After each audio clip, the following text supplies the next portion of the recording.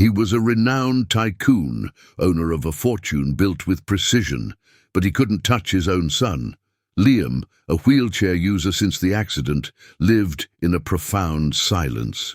Until, one late afternoon, Arthur came home early and caught the caregiver spinning the chair to the sound of a waltz. The boy was smiling, and then he whispered, "Again." In that moment, Arthur understood. There are pains that science cannot reach, but affection can. The house was strangely quiet when Arthur arrived. He had cancelled an important meeting, moved by something he couldn't even name. He walked up the wide steps of the mansion with firm steps, but slowed down when he heard an unusual sound coming from the music studio. It was a soft waltz, one of those old ones his wife used to play on the radio on Sundays before the accident. Curious, he approached slowly, and then he saw it. Maya, the new caregiver, was slowly spinning Liam's wheelchair in the center of the studio. She was smiling. The boy was too. A light, open, real smile. The scene was simple but paralyzing. Suddenly Liam whispered something, quiet but clear. Again. Arthur shuddered. 2 years without a word. 2 years of absolute silence. And now, with a silly song and a stranger for a caregiver, his son was asking to dance again. Maya Hayes never had the diploma so many demand, but she had something no university teaches: listening. Real listening, the kind that happens with the whole body. She grew up in rural Louisiana, in a simple wooden house, shared with 3 siblings and an absent father. The youngest, Jesse, was born with paralysis in his legs and was the first person she learned to care for. He would dance with his arms when the neighbor's radio played, and he would laugh as if there was no pain in the world. But on a rainy night, a short circuit set the small house on fire.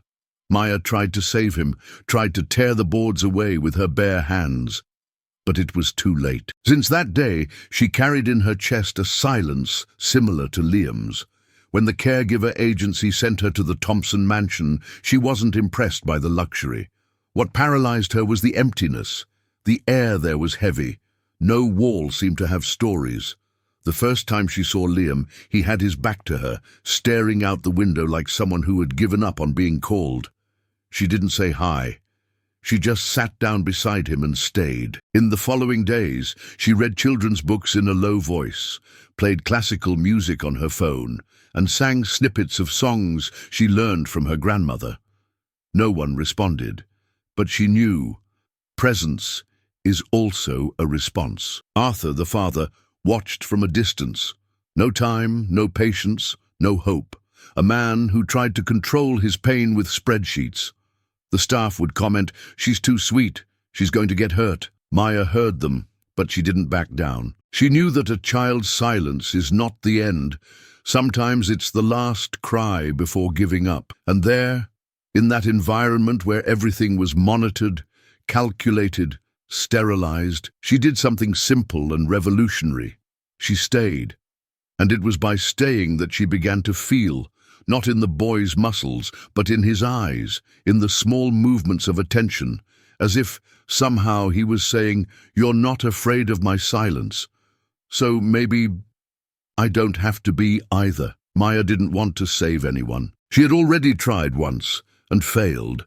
What she wanted, perhaps without being able to explain it even to herself, was to stay close enough so that another child would never have to burn in silence. Since the fire that took her brother, she had spent years trying to understand what she could have done differently. She carried on her arms the guilt of not being able to open the door, and in her chest the muffled sound of Jesse's voice, which she never heard again. That's why, when she saw Liam for the first time, something in her soul recognized that immobility. It wasn't physical, it was a paralyzing fear, an abandonment disguised as silence. Liam didn't react to any stimulus. He didn't blink when she told stories, didn't move when she played old lullabies. But Maya believed in something she learned from her grandmother. Those who dance on the inside are never completely still. She knew there was an internal dance, trapped somewhere between the boy's eyes and his heart. Her deepest desire was not to see him walk, it was to see him feel, laugh, cry, anything to break the shell of indifference that surrounded him. On the third day of work, she brought a small, colourful checkered cloth to the room. She placed it on the boy's shoulders and whispered, "It's windy outside today. Shall we dance with the wind?" She took the wheelchair and spun it slowly, as if she were twirling with him in an imaginary town square. There was no reaction, but for a second she thought his eyes sought hers. She didn't celebrate. She just held on to that like a lit match on a cold night, and came back the next day. There was no recognition from the father, nor from the other professional. The physical therapist continued with the exercises, the neurologists with the reports, the nurses with the medications. Maya was just a caregiver, but unlike all of them, she didn't expect progress. She expected presence. She wanted to be the place where Liam could exist without pressure, where his silence was respected, not feared. And more than anything, she wanted to see that boy smile, even if it was just once, because deep down, Maya wasn't seeking redemption. She was seeking reciprocity. She knew that if one day Liam responded with a look, a gesture, or a word, it wouldn't be because she had cured something. It would be because he chose to trust. And for someone like him, that was the greatest miracle of all. One night, before sleeping, she wrote in her notebook, "I don't want him to talk. I just want him to know that he doesn't have to be silent forever." The Thompson household ran like a Swiss watch. Precision in schedules, control in procedures, and nothing unexpected. Maya was the only outlier, and that began to be a problem. The first signs were discreet. A veteran physical therapist commented during lunch, "She spends too much time with him without applying any stimulus. That's not care, it's accommodation." The morning shift nurse chimed in, "Today I found them watching cartoons. Do you know how much the cognitive stimulation device costs? And she's with the TV." Maya heard the whispers, but didn't respond. She kept it all inside, as she always did. She knew she was on foreign ground, a mansion where emotion was a luxury and time was a cost. Even so, she continued with her small, silent revolutions. She told made-up stories in Liam's ear, used slow music instead of audible alerts, and from time to time brought flowers from the garden to his room just so he could smell them. But the pressure was mounting. Arthur, who still hadn't processed what he had witnessed in the studio, began to demand more detailed reports. "I want data, not impressions," he said dryly one morning. "If she's spending so much time with him, it should be reflected in clinical progress." The head of the medical team responded with a stiff nod. That same week, Maya was called into a meeting. Sitting in front of 3 professionals, she heard phrases like, "Your method is too sensory. It lacks protocol. We don't see a solid therapeutic foundation." She clasped her hands in her lap and with a calm voice replied, "I don't treat symptoms. I just listen. And sometimes what a child needs is someone to be there, even when they don't respond." No one reacted. She left the room with a heavy heart. For the first time, she thought about quitting. In the room, she found Liam with his eyes fixed on the ceiling. She sat beside him without saying anything. She ran her fingers through his hair and whispered, "I'm here, you know, even if no one understands. Even if it's just us." That night, when everything seemed more fragile, she noticed something unexpected. As she turned the chair to adjust his position, Liam moved his eyes with more intensity, as if following the rhythm. It was subtle, a small gesture, but real. The next day, she tried to replicate it.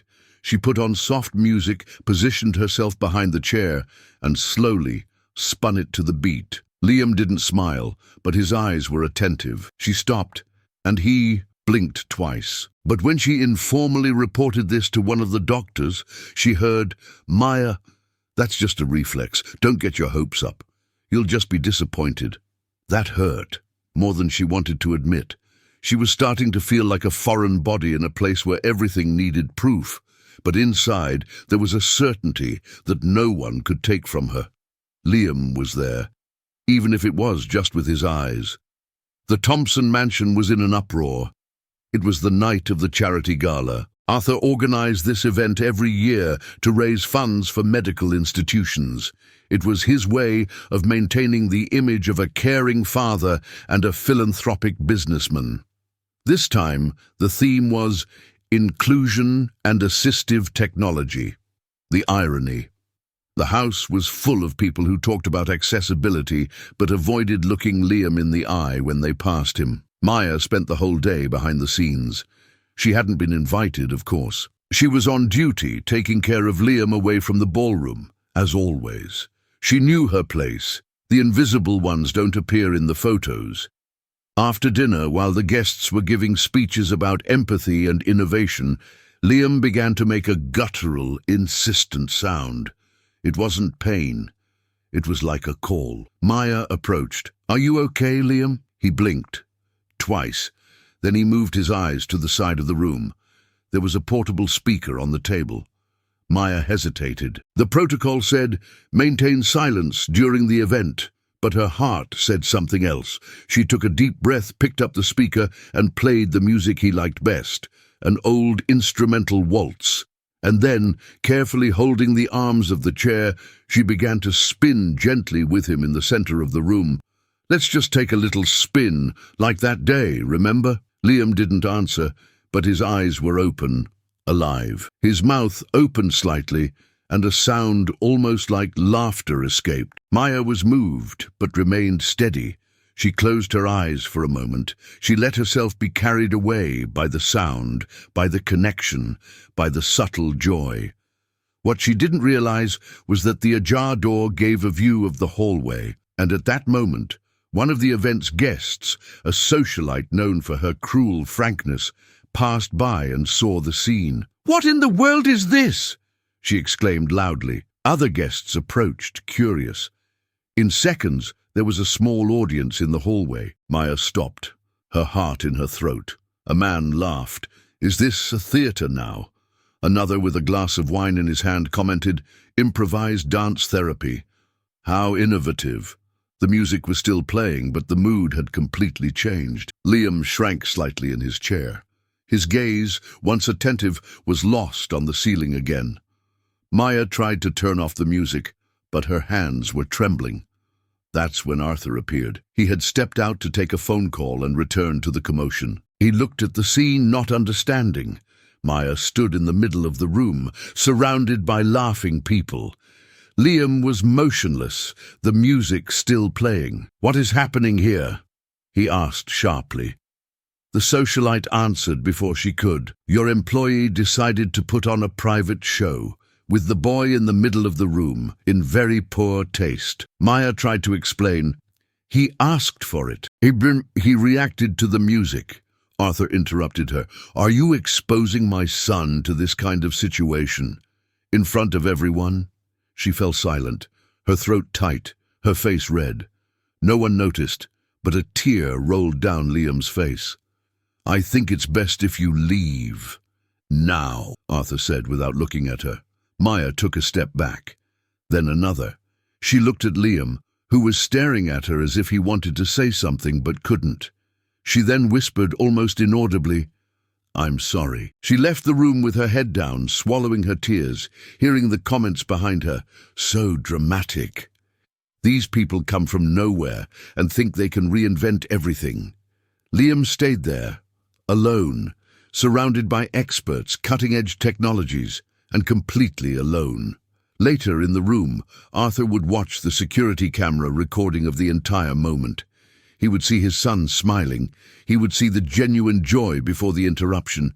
He would see the tear that no one noticed. And finally, he would see the look Liam cast at the door through which Maya had left. But that night he still didn't know what it meant. He only knew that, despite being surrounded by praise, toasts, and promises of sponsorship, he felt completely empty. Maya packed her bag in silence, not because she was fired. Officially, she was just suspended for conduct evaluation. But she knew. The shame of that night still stung her skin like a burn. She left the room as lightly as she had entered weeks before. As she passed Liam's room in the hallway, she stopped. She wanted to knock, to say goodbye, But she didn't have the courage, and she knew that inside he wouldn't be able to answer. At the gate, the housekeeper handed her an envelope with extra money and the recommendation to rest for a few days. Maya just nodded. She didn't even look at the money. She returned to the village where she lived with her grandmother in rural Louisiana. The house was small, made of exposed brick, with the smell of coffee and damp wood. Upon entering, she collapsed. Her grandmother didn't ask anything. She just hugged her, as she used to do when Maya was a child and woke up screaming from nightmares about fire. In the following days, she didn't leave her room. She stared at the ceiling, reliving the humiliation, and what hurt the most, Arthur's reaction. The coldness with which he silenced her, the way he ignored Liam's gaze. It was as if nothing had happened, but in fact, something had changed. Not in Maya, in Arthur. Since that night, he couldn't sleep. The image of the dance, Liam's lightness, the contained joy, the sound of the child's voice saying again, haunted him. It was as if the past was demanding a price he could no longer ignore. The day after the event, he requested the security camera footage from the studio. He sat alone in his office with the screen in front of him. He watched the scene from beginning to end. He saw Liam reacting, smiling, asking, and he saw himself entering the room with cold eyes and a harsh voice. He saw his son wither before him. He saw Maya being destroyed by looks he had allowed. For the first time in a long time, Arthur cried. Not a dramatic cry. It was silent, almost timid, a single tear, but enough to crack the steel armor he had been wearing since the accident. In the days that followed, Liam returned to total silence. He refused food. He didn't blink at stimuli. His gaze, once attentive, now seemed dull. The neurologist called Arthur in for a talk. It's not physical, it's emotional. Your son is withdrawing again, and quickly. Arthur didn't answer. He just nodded and left the room with trembling hands. That night, he searched through old reports. He read everything Maya had written, simple but human observations. Today, he looked at me for 4 minutes straight. We sang together. I sang. He listened. He doesn't need to react with words. He just needs to feel that he's not alone. It was then that Arthur understood. They weren't methods. They were encounters. The next day, he walked to Liam's room. He stopped at the door. The boy was there, as always, motionless. But there was something different. Maybe it was just guilt in the father's eyes, or maybe it was longing. Arthur approached, sat down next to the chair and tried to speak. "Hi, son, nothing." He closed his eyes, took a deep breath and said what he never had the courage to say. "I saw the video. I saw you laughing. I saw it." Silence. "She made you smile, and I destroyed that." Silence. Then, with a thread of a voice, "I don't understand what she was doing, but you trusted her, and I took that away from you." Liam didn't move, but Arthur stayed. This time, he stayed. Hours later, in the late afternoon, he called the agency. He asked for Maya's address, not as a boss, but as a father who no longer knew what to do. He took the car alone, drove for hours, crossing small towns until he reached the village. He knocked on the door of a simple house, his hands sweating. His grandmother answered, looking him up and down before calling for her. Maya appeared without makeup, her hair tied back casually, wearing a loose cotton blouse. When she saw Arthur, she froze. He didn't know where to start, but he said, "I saw it." She didn't understand. He continued, "I saw him smiling, I saw what you did, and I saw what I destroyed." Maya held back her tears but didn't answer.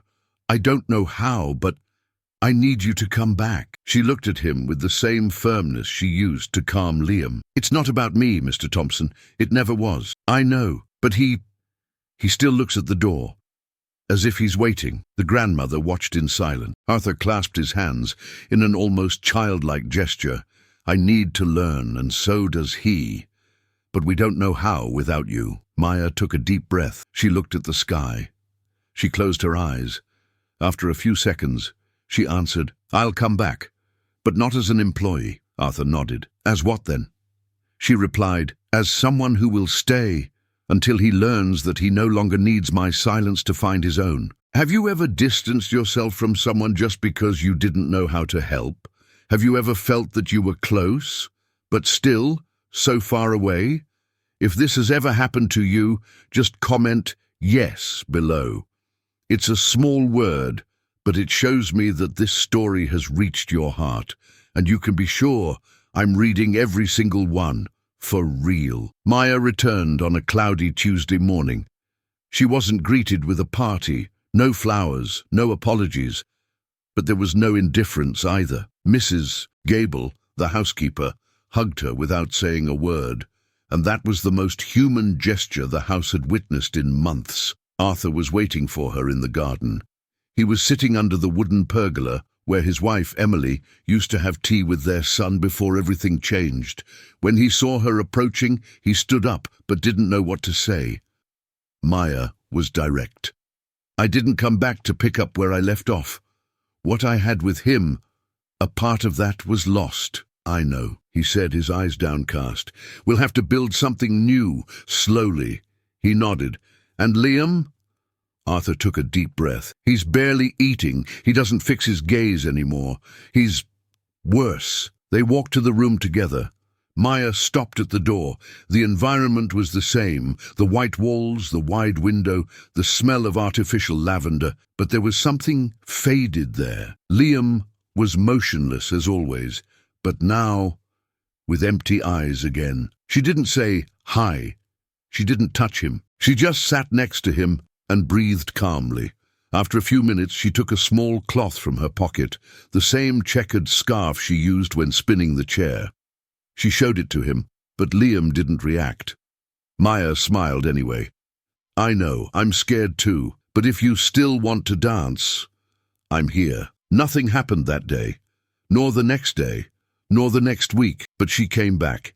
Every day, Arthur, previously aloof, began to watch them from a distance. At first, it was just curiosity, then something more. He began to pay attention to the details, the way she waited for Liam to blink before speaking, the care with which she adjusted the blanket over his legs, the respect with which she fell silent when she felt the boy no longer wanted to listen. It was on a Sunday that something happened. Maya put on some low instrumental music, not the waltz from before, but another, simpler, almost childlike one. She gently spun the chair, just one turn. When she stopped, she stood behind the backrest in silence. Liam blinked, then he slowly turned his eyes to the side. Maya moved into his field of vision. That's it. I'm here. Arthur was watching from the ajar door, and then, in an involuntary gesture, he entered. Maya was startled, but he raised his hand, asking for calm. Can I try? He asked, almost in a whisper. She hesitated, but then she slowly pushed the chair towards him. Just one turn, nothing more. Arthur took the chair with unsure hands. It was lighter than it looked. He spun it carefully, in the same rhythm he had seen Maya do. Liam didn't react, but he didn't close his eyes either. Maya watched in silence. When the chair stopped, Arthur knelt in front of his son.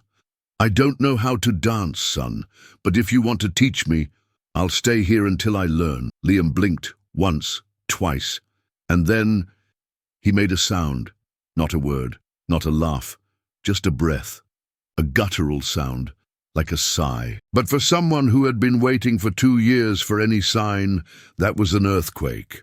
Arthur held back his emotion. Maya stepped back, respecting their moment. That night, the father slept sitting in the armchair in the room.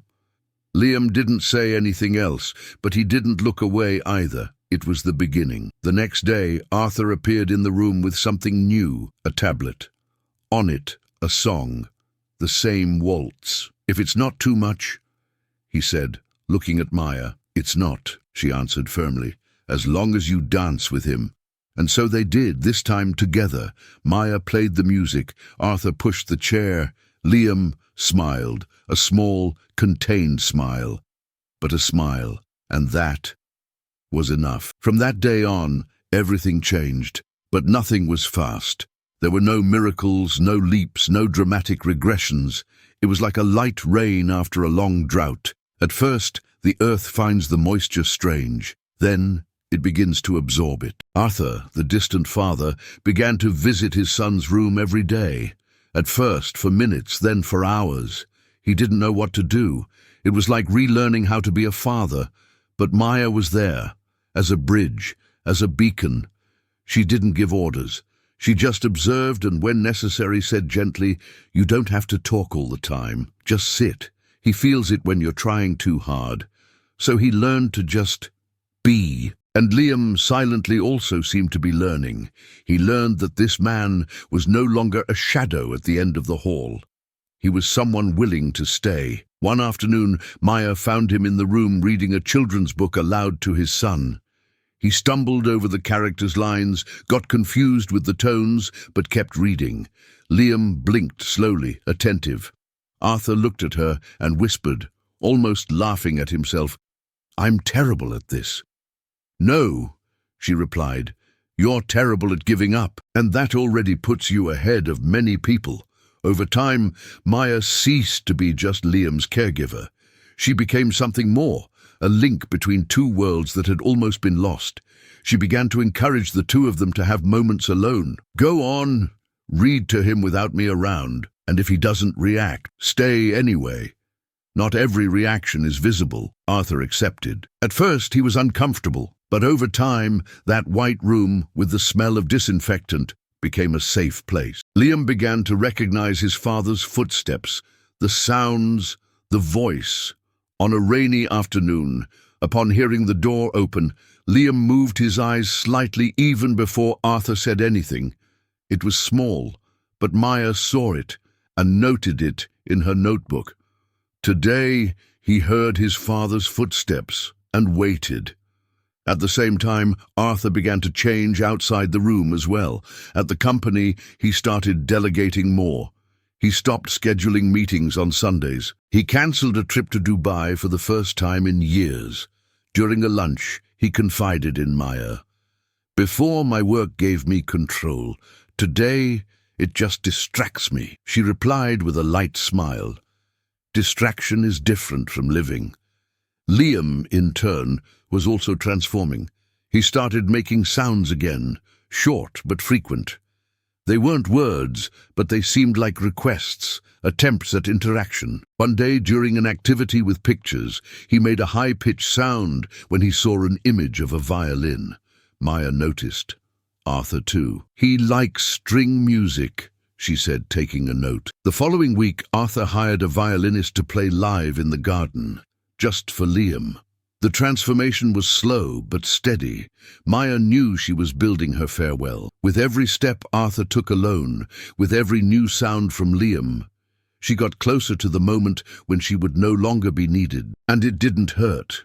On the contrary, it was the kind of good pain of someone who had planted and now saw the land flourish. On a clear sky morning, while they were having coffee on the porch, Arthur asked, "Do you think he'll ever talk again?" She thought for a moment. "I think he's already saying a lot. We're the ones who need to learn how to listen." Arthur looked at his son, who was now sleeping peacefully in the chair next to him. "You don't want to leave, do you?"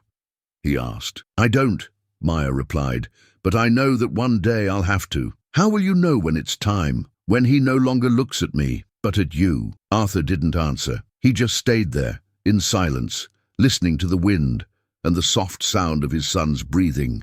For the first time, he was in no hurry, and that was also a dance. The idea came without warning, as Arthur watched a simple scene. Maya reading to Liam in the late afternoon. The boy was looking at her intently, and she read with an almost magical voice. When she finished, Liam made a light sound, a kind of sigh. Arthur saw that, and something inside him spoke louder. "It's time." That night, locked in his office, Arthur planned the impossible. He wanted to do something that would show his son, and perhaps himself as well, that he was no longer afraid to surrender. The next day he called Maya to the library. She arrived with her notebook in her hands. Arthur was standing by the window. When he turned around, his expression was different, vulnerable and determined. I need to ask you for something. That might be too much. Maya frowned, cautious. Go on. I want to dance with him. In public. She blinked slowly as if trying to confirm if she understood. In public? Here, in the garden, with the staff, the therapists, everyone who once doubted, who mocked. He took a deep breath. I want him to see that there's nothing to hide anymore. Maya was silent for a few seconds. Then she nodded with her eyes. Then we'll dance, but it will be on his terms. In the days that followed, they prepared everything. Arthur called the team, asked them to organize a simple get-together, no ostentation, no speeches. Something intimate, he said, just to thank everyone. But inside he knew it was much more than that. It was a chance to fix, albeit belatedly, something he had let break for a long time. Maya practiced with him in the music studio. It's not about steps, it's about presence. Arthur tried to keep up with the rhythm of the chair, to spin slowly, not to seem tense. He made mistakes. He apologized. He tried again. On the morning of the event, Liam woke up with attentive eyes. Maya dressed him carefully, a light-colored shirt, light pants, and a navy blue suspenders that made him look like a little conductor. Before leaving the room, she knelt in front of him. Today it will be just our music, but if you want to stop, just blink 3 times. Deal? Liam didn't blink. He just stared at her intently. The garden was decorated simply, low lights, a small wooden platform, and chairs arranged in a semicircle. Staff members were talking quietly. Doctors were observing. No one knew exactly what was going to happen. Arthur entered in a dark suit, without a tie. Maya was pushing Liam gently. There was an immediate silence. It was as if everyone felt they were about to witness something that was not meant to be broken with words. In the center of the platform, Maya handed the chair to Arthur. He held it firmly. He looked at his son. All right? Liam blinked once. The music began. It was the waltz, the same one, the one that one day had awakened the boy from within. Arthur spun the chair calmly, one spin, then another. He tried to keep the rhythm, but emotion choked his movements. Then something happened. Liam began to laugh, first a contained laugh, then a loose, open-mouthed laugh. The sound echoed through the garden. People froze, some were moved. It was a childish laugh, but it carried something that no one there had heard in the last 2 years. Life. Arthur stopped, his eyes full of tears. Maya approached slowly, her hands on her chest. Moved. He's laughing, the father murmured. He's dancing, she replied. Arthur knelt in front of the chair. Liam was still laughing, a little out of breath, his cheeks flushed. The father held his hand. Son, I'm sorry for everything, for not having danced with you before. Liam stopped laughing. He looked into his eyes, and with effort, his face tense and his lips trembling, he let out a sound. Or. Arthur's eyes widened. What? Liam repeated.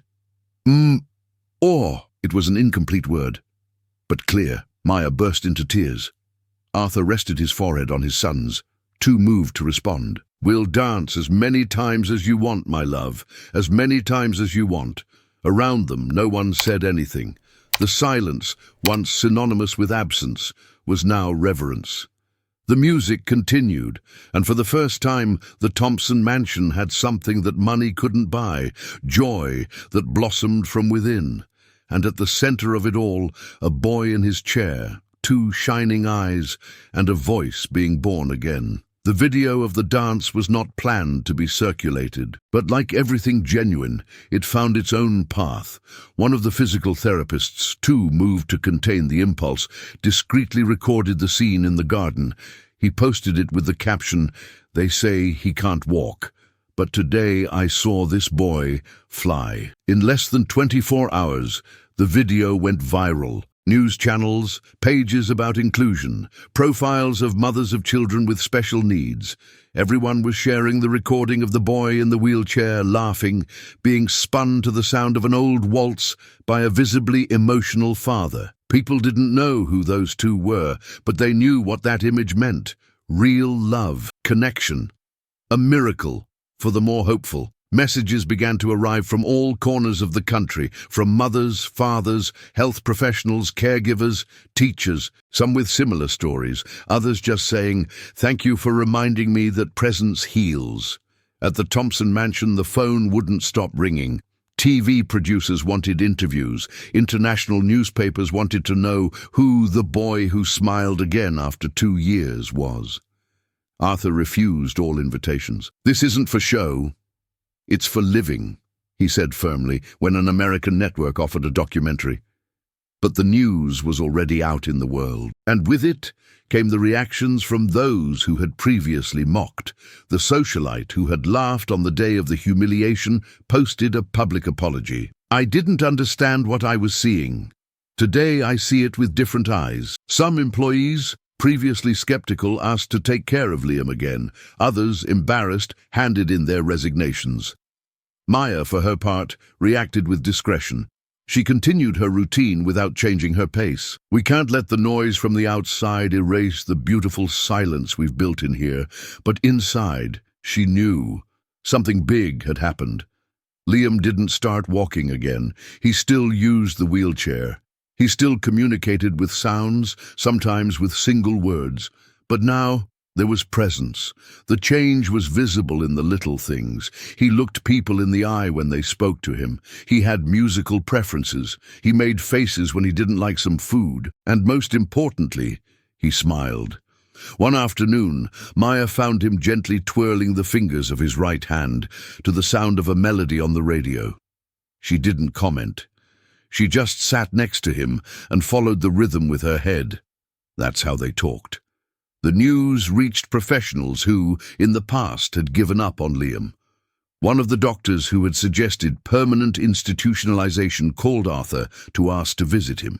He refused. Those who didn't see him when he needed it most don't need to see him now.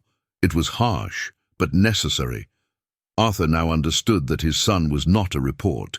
He was an entire universe, and he almost lost everything trying to control it. Some institutions began to ask Maya for lectures. They wanted her to explain her method. She always refused with a shy smile. "I don't have a method. I just stayed there," until he understood he wasn't alone. One day, Arthur called her into his office for a chat. "You know that many people want to hear what you have to say, right?" "I know. Why don't you speak?" "Because it's not my voice they want. It's his. And he's still learning how to use it." Arthur was silent for a few seconds. Then he said, "I wanted to show you something." He turned on the laptop. On the screen, a simple presentation. Title: The Liam Project, a school for parents who don't know how to stay. Her eyes widened. "It's just a draft. But I thought that if we created a space where parents could learn to listen to their children like you listened to mine, maybe more children would find a space to dance inside." Maya didn't answer immediately. She looked at the screen, then at him. Finally, she whispered, "He's still going to talk. And when he does, I want the world to have learned how to listen." Arthur smiled. A clean, light smile. The same one Liam now knew how to make. In the days that followed, the routine of the house was different. There was music in the hallways. The garden was used. The lights, once always white and cold, were now warm, welcoming. Liam began to utter new words, few, but clear. He called for Maya. He called for Dad. He called for more. And every time he said more, Arthur understood. More presence, more time, more love. It wasn't about giving things. It was about giving of himself. Gradually, the walls of that house ceased to be fences.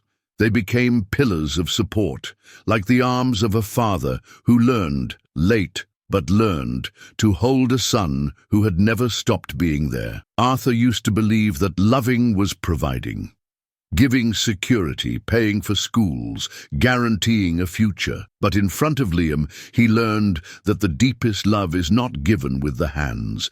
It is offered with presence. There were years of silence between them, years in which the father tried to fix everything with technology, diagnoses, and haste. And it took a simple woman, from a forgotten place on the map, to teach him the most basic and most forgotten truth. Caring is staying. Maya never wanted recognition. She never sought reward. She just didn't want anyone to go through what she went through with Jesse. And maybe that's why her listening was so powerful, because it came from pain, not from theory. Liam, in turn, didn't need complete words to teach. His fragile joy, his lingering gaze, his first more, all of it was like poetry in Braille. You had to touch it with your soul to understand. The lesson became clear over time. Not all healing is physical. Not every miracle makes a noise. Sometimes the real miracle is someone deciding to stay when the whole world has already left. Arthur learned to listen. Maya learned to let go.